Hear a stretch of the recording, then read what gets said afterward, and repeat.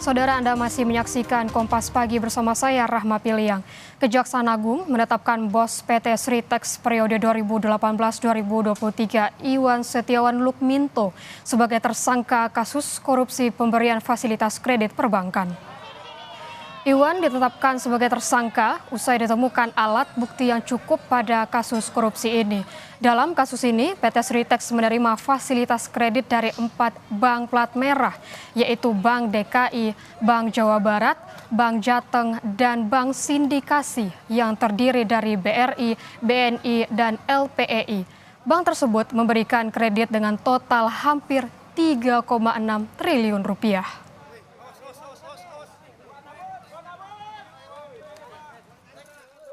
Terhadap DS, kemudian terhadap YM dan terhadap ISL pada hari ini Rabu tanggal 21 Mei tahun 2025 penyidik pada Jampitsus Kejaksaan Agung Republik Indonesia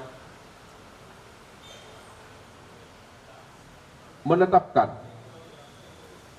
3 orang tersebut sebagai tersangka karena ditemukan alat bukti yang cukup telah terjadi tindak pidana korupsi dalam pemberian kredit PT Bank Pembangunan Daerah Jawa Barat dan Banten serta PT Bank DKI Jakarta kepada PT Sritex Isman Tbk.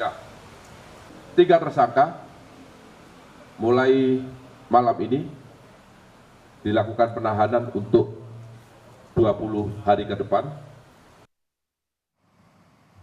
Sebelumnya, Saudara, PT Sri Rezeki Isman atau Sritex melakukan PHK terhadap 11.025 pekerjanya.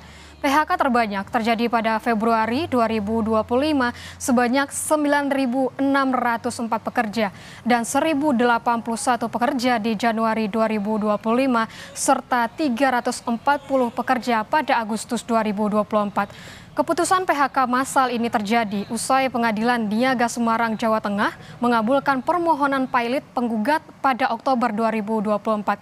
Sritex sempat mengajukan peninjauan kembali atau PK ke Mahkamah Agung pada awal 2025 namun ditolak.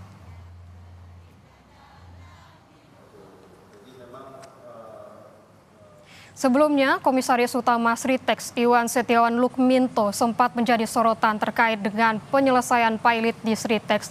Iwan juga pernah bertemu dengan Wakil Menteri Ketenagakerjaan Immanuel Ebenezer pada November 2024 untuk membahas soal kondisi pilot Sritex dan memastikan agar tidak ada pemutusan hubungan kerja. Namun, Sritex akhirnya resmi menutup operasinya pada 1 Maret 2025.